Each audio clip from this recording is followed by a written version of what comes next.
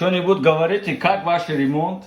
Все нормально, все. Вот я ремонт делал, вот это санузел сделали, ну, вот такой же уголок, потому что очень стены криво были, чтобы решали вот так просто сделать.